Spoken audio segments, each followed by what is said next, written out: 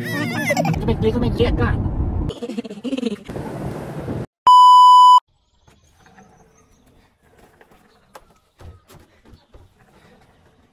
Hello. Hello, hi. Mga kaibigan, punta kami ng sea.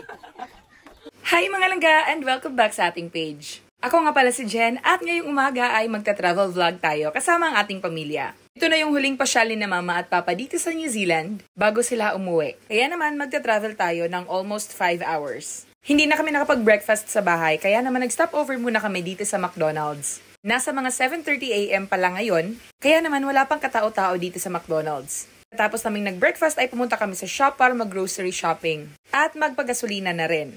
Sobrang excited na kaming lahat, lalong-lalo na sina mama at papa dahil ito ang first time nilang makapunta sa dagat dito sa New Zealand.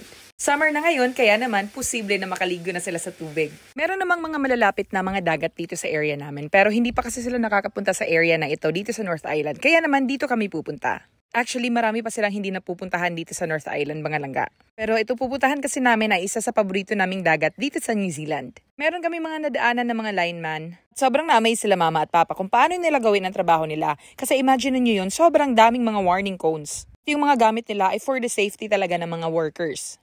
Anyway, na-stranded pala kami ng mga 15 minutes dito sa traffic, mga langga. At paglagpas namin, nako, sobrang haba pala ng pila. Kawawa naman yung mga may lakad at mga nagmamadali kasi sobrang haba talaga. Anyway, pagkalagpas namin doon, ito na yung view na nakita nila mama at sobrang na-amaze sila sa ganda ng view. Ang ganda daw tingnan ng mga bahay na nasa bundok, pero nakakatakot din daw at the same time. Actually, itong pupuntahan namin, meron naman itong mas malapit na daan. Kaso nga lang sinarado nila kasi nasira yung daanan dahil sa bagyo. Actually, matagal-tagal na yung bagyo pero hindi pa nila na-fix or naayos yung daanan. Kaya naman we have to take the long ride. Pero okay lang rin kasi maganda naman yung view at makakapag-stop over tayo para mag-take ng picture katulad na lang dito.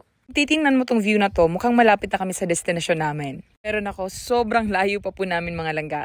Nasa halfway pa lang tayo. Pero grabe, sobrang ganda ng view oh. Alam nyo, kahit na ilang beses ko nang nakita itong view na ito mga langga, nagagandahan pa rin talaga ako every single time na nakikita ko siya. At syempre, hindi makukumpleto ang pasyal kung walang mga remembrance. Tinanong ako ni mama kung itong mga bundok balon na ito ay ginagamit din para i-graze yung mga baka. Sabi ko naman, hindi mga baka ang nilalagay nila dito, kundi mga sheep. At meron nga silang nakita doon sa unahan.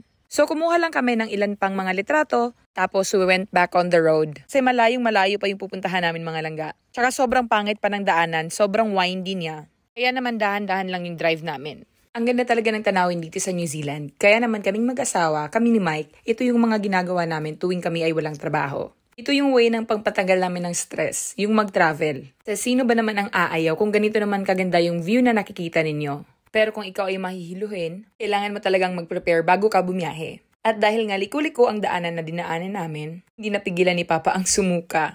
Sa kanya pala ako nagmana kasi ganyan din ako dati. Noong hindi pa ako sanay bumiyahe sa mga liku-likong daanan. Mabuti na lang at malapit na kami sa center ng Coromandel. Kaya naman naghanap muna kami ng restaurant para makakain kami. At makapagpahinga na rin. Kakatapos ko lang magpa-daddy kay baby. At ngayon si mama muna ang kumarga sa kanya while kami ay umu-order ng pagkain. Halos tulog lang si baby sa buong biyahe. Kaya ngayon very active siya kasi naka-stop over kami. Actually, hate na hate niya tuwing nilalagay namin siya sa capsule. Pero kapag nakaandar na yung sasakyan, nagugustuhan naman niya kasi para siyang hinihele kaya nakakatulog siya. Habang inaantay namin yung pagkain, ako ay nagpapump ng gatas. Ilang beses na kami ni Mike na nakakain dito sa restaurant na ito at masarap yung pagkain nila, especially yung tahong nila. Kaya naman umorder kami ng ribs na merong chips. Chips yung tawag nila dito sa French fries natin sa Pinas. Umorder kami ng tahong, tapos si Papa umorder siya ng burger. Si Mike naman ay umorder ng green salad na may prawns. Tuwing kakain kami sa labas, si Mama talaga ay naghahanap ng rice. Kasi hindi talaga siya nabubusog pag walang kanin. Pero ngayon, medyo sanay na si Mama. Tanggap na niya na yung rice dito sa New Zealand, o ang source nila ng carbs dito sa New Zealand ay ang patatas or ang chips. Katapos pala namin kumain ay lumabas na kami, naglakad-lakad muna para bumaba yung aming kinain. Tamang-tama at perfect yung panahon ngayong araw na ito. Hindi gaanong mainit, hindi maulan, at hindi rin masyadong malamig yung hangin. Itong Coromandel mga langga. Kilala ito sa kanilang mga pristine beaches, misty forest at laid-back vibe. Kitang-kita nyo naman from their buildings, 'di ba? Na lumang-luma na yung disenyo. Andito rin sa Coromandel makikita yung tinatawag na Cathedral Cove kung saan sinut yung pelikulang The Chronicles of Narnia. So dahil sa nakaraang bagyo, sinarado po muna nila yung daanan papunta dun sa Cathedral Cove.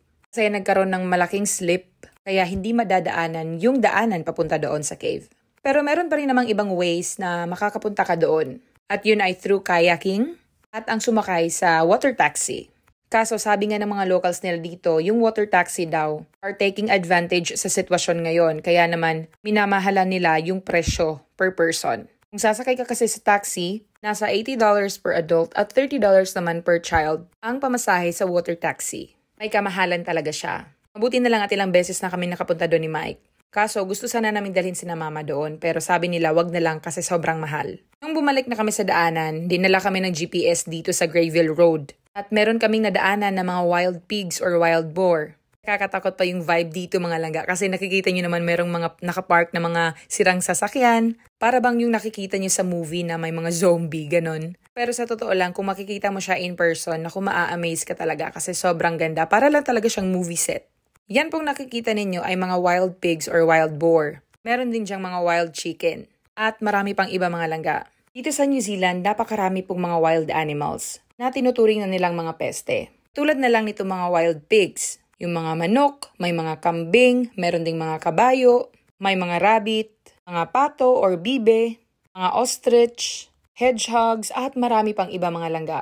At para sa mga nagtatanong kung pwede ba daw silang i-hunt, yes po, pwede po silang i-hunt pero kailangan meron po kayong permit to hunt. Ang una, kung ikaw ay gagamit ng firearm or baril, kutsilyo man or pana, kailangan mo pong mag-obtain ng permit. Pangalawa, kung ikaw ay mag-hunt sa open land area, kailangan mong mag-obtain ng permit sa owner ng lupa. At kung ikaw naman ay mag-hunt on a public conservation land, kailangan mo naman kumuha ng hunting permit from the DOC or Department of Conservation ng New Zealand. So yun na nga, after more than 4 hours of driving, nakarating na rin kami dito sa aming accommodation sa Hahi Beach.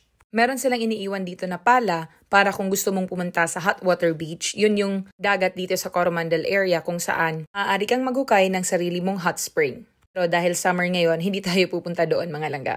Tour ko muna kayo dito sa loob ng aming accommodation. Pagpasok niyo sa bahay, ang una mong makikita ay ang living room kung saan naroon yung TV, mga couches, tapos sa unahan naman, nandun naman yung table at yung kitchen. Sa labas, meron din siyang table doon at meron ding mga barbecues. So ikaw na bahala pumili kung saan ka magluluto. Pero dito naman sa kitchen, meron din silang lutuan. Kumpleto na sila sa mga gamit dito mga langga kaya hindi mo na kailangan magdala pa ng mga gamit. Meron na silang gamit na panghugas, mga sabon, meron na din ditong lutuan. At may mga utensils na lahat-lahat na mga langga. Nung dumating kami dito sa accommodation, nasa mga 4 p.m. na mga langga. Buti na lang at nag-lunch na kami kanina. Naman hindi na kami magluluto for lunch, mamaya na lang para sa aming dinner. Meron na rin ditong refrigerator at dito namin nilagay yung mga binili namin kanina sa grocery na mga karne. At bumili rin pala ako ng pomegranate kasi meron ng mga pomegranate ngayon sa shops. This is a 2-bedroom accommodation mga langga. Kaya naman ito yung kwarto nila mama. Yan nga, kakatapos lang magbihis ng napakaganda kong mother. Sa loob ng kwarto nila mga langga ay merong 2 beds. Separate beds. Alam niyo kung anong nagustuhan ko sa accommodation na ito mga langga? Ang kahoy na bubong at ang kahoy na walls. Very aesthetically pleasing para sa akin. Dito naman tayo sa aming bedroom na merong isang queen bed. Ko nagustuhan yung bed mga langga kasi sobrang lambot. Pero binawi naman siya sa napakalaking window mga langga. At dito nga makikita mo yung labasan. Meron din itong closet na hindi naman namin ginamit kasi isang araw lang naman kami dito. Tapos naming magbihis ay nag-decide na kami na pumunta na sa beach. Nasa mga 5 p.m. na ngayon kaya naman perfect time ito na pumunta sa dagat. Mga nagtatanong pala sa akin kung ano daw ang brand ng aking antipara or ng sunglasses ko. Wala po yung brand mga langga. Nabili ko lang yan ng $15. Nauna na pala sina Mike at si Baby kaya naman si Mama at si Papa yung kasama ko ngayon. Dala-dala namin yung stroller ni Baby baka kasi antukin siya. At least, mayroon siyang komportabling malalagyan. Sobrang excited na ni Mama at ni Papa na makapunta sa dagat. Dinalangan ni Papa yung aming fishing rod kasi mangingisda daw siya dito. Ito palang accommodation namin ay tinatawag na Tatahi Lodge. Alam niyo ba, tuwing summer, napakahirap maghanap ng accommodation dito sa Coromandel, mga langga. Buti na lang at meron pang bakante dito sa Tatahi Lodge. Ako sanang mag-book doon sa Hahi Beach Resort kung saan kami nag-stay ni Mike noon. Kasi yung accommodation na yon ay nasa harap lang talaga ng dagat. So hindi mo na kailangan pang maglakad ng malayo. Ito kasing accommodation na ito is located around 400 to 500 meters from the beach. So mahaba-haba yung lakaran natin. Alam niyo ba na tuwing winter itong lugar na ito ay sobrang patay na patay. Kasi malamig yung dagat kaya naman wala masyadong mga tao. Kaunti lang kasi ang populasyon dito. Well, kaunti lang naman talaga yung populasyon ng buong New Zealand. Kaya sobrang tahimik din ang lugar. At very safe naman siya mga langga. Isa nga ang New Zealand sa safest country sa buong mundo. Kaya naman kahit na walang poste ng ilaw sa daanan, makakasigurado ka pa rin na safe maglakad-lakad. Marami kasi mga nagtatanong sa akin kung hindi ba daw ako natatakot sa area namin kasi sobrang dilim. Unang-una mga langga, there is no reason naman para maglakad ako tuwing gabi. Kasi malalayo yung mga bilihan dito. Kaya naman kung meron kang gustong bilhin, kailangan mo talagang magsasakyan. Halos lahat ng mga tao dito sa New Zealand mga langga ay meron ng mga sasakyan. Maliban na lang sa mga tao na nakatira sa syudad kung saan available ang public transpo. Pero kung ikaw ay nakatira sa countryside katulad namin, kinakailangan talaga na meron kang sarili mong sasakyan. Dahil limited lang yung public transpo. So after 500 meters, nakarating na rin kami dito sa bungad ng dagat. At ipapakita ko sa inyo kung ano yung nangyari or ano yung itsura ng Cathedral Cove ngayon. So yung literal na cove kung saan sinut yung movie ng The Chronicles of Narnia mga langga ay natabunan na talaga ng bato. At ito yung daanan pababa doon sa shore kung saan yung bunganga ng cove. Kaya hindi na talaga possible na marating yung lugar by walking mga langga. So ngayon tingnan na natin ang itsura ng dagat dito sa New Zealand. Excited na rin ako para kay baby kasi ito yung first time na makakita siya ng dagat. Nauna na pala si na mama dun sa baba at dun sila dumaan sa mahirap na daanan kasi hindi namin nakita itong daanan na ito. At dala-dala pa nila yung stroller ni baby. Sobrang hirap pa naman itulak ng stroller dito sa malambot na sand. Pero hindi lang naman kami ang nagdala ng stroller mga langga. Anyway, ito na yung itsura ng dagat dito sa New Zealand. Napakaganda ng view ng mga naninirahan dito sa gilid ng dagat mga langga. Ang mamahal pa ng lupa at bahay dito. At magigets mo naman kung bakit ang mahal. Kasi ganito ba naman kaganda yung view na nakikita mo every single day, di ba? Pero sa totoo lang mga langga, kahit na gaano pa kaganda ang dagat dito sa New Zealand, para sa akin, wala pa rin siyang panama sa dagat natin sa Pilipinas. Sa lahat ng napuntahan namin ni Mike na dagat sa Pilipinas, ang number 1 para sa amin ay ang Club Paradise na located doon sa Coron, Palawan. Sobrang linaw ng dagat nila as in crystal clear talaga mga langga. At ang buhangin nila naku napakaputi at napaka-fine. Kaya nakakamiss talaga ang dagat sa Pilipinas. Pero kahit na ganon, meron din namang sariling ganda ang dagat dito sa New Zealand. Kaya mag-e-enjoy ka pa rin talaga. Hindi ka nga lang makakaligo pag winter season. Tinest nga namin ni Mike ang tubig at hindi naman siya ganon kalamig kaya possible na makakaligo ka talaga. Pero yung mga local dito mga langga, naliligo naman sila kahit na winter. Yun ay dahil sanay na sila sa panahon. Challenge ko si Papa na maligo sa dagat at game na game naman siya. Kaya ayun at nakatatlong langoy din siya. 3 lang kasi yun lang yung kaya niya. Sa rin sa rason kung bakit dito kami pumunta ngayon, para makapanginhas kami mga langga. Kasi nung nagpunta kami ni Mike dito last year, nakakuha kami or nakapanginhas kami ng seashell na tinatawag dito na pipi. Kaso hindi kami masyadong nakapag-focus sa panginhas mga langga kasi sobrang mahangin at malamig yung hangin. Kaya naman ayun at tinuruan na lang ni Mike si Papa kung paano mag-fishing. Pero after 30 minutes wala silang nakuha. Kaya ayun at in-enjoy na lang din namin ang scenery dito sa dagat. Meron kasing mga tao na nagkakayaking at pakiramdam ko doon sila pupunta sa Cathedral Cove. Nagstay lang kami sa dagat ng mga 1 oras mga langga tapos bumalik na kami sa accommodation.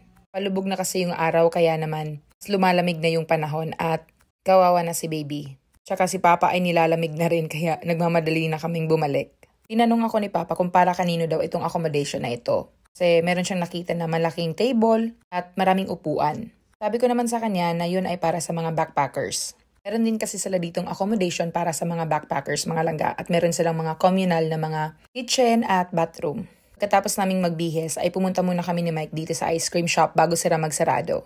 Hanggang 7:30 PM lang kasi sila kaya naman nagmamadali kaming bumili ng ice cream. Umorder kami ng 2 mango flavor. Ito yung paborito ni Mama na flavor. Ayaw naman ni Papa na kumain ng ice cream kaya hindi na namin siya binilhan. Ang in-order ko naman ay yung chocolate.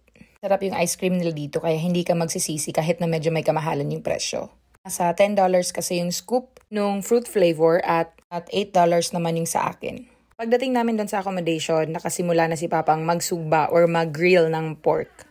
Tuwang-tuwa siya kasi merong mga seagull dito. Binigyan din kasi niya ng pagkain kaya ayaw naming hasana. Pinalitan ko si Papa na mag-grill or magsugba ng ulam namin para naman makapagpahinga siya. Ang ulam pala namin ay meron kaming pork chops, meron din kaming leftover na chicken from last night sa bahay. Dinala nila Papa kasi sayang daw. At magluluto din ako ng beef steak. At para naman sa side natin, nagluto ako or nag-grill ako ng talong at gagawin natin itong salad. Mimix natin siya sa ginger at onion. Tapos lalagyan ng suka. At nag-grill din ako ng asparagus. Isa sa mga paborito kong gulay ang asparagus mga langga, lalo na kapag ginrill siya, nako sobrang sarap. At we are down to our steak and pork and mga talong. Nahulog yung isa kong asparagus, sayang naman. Tapos kakain na tayo after nito mga langga. Time check, it's 8 p.m. and malapit na tayo magluto. Malapit na tayong kumain mga langga. Anyway, ang ganda dito sa aming pagbukan dito sa Tatahi Lodge. May mga bahay doon sa mga bundok. Paakyat doon sa Coromandel Cove. Kaso hindi siya mapupuntahan dahil may landslide. Nung naluto na yung aming pagkain, nauna na kami ni Mike na kumain. Ikan kami sa paghahawak kay baby. Nagigising kasi siya kapag nilalagay siya sa kuna. Kaya hinahawakan na lang muna namin para tuloy-tuloy yung tulog niya. Anyway, maraming salamat sa panonood. Yun lang mga langga. Bye!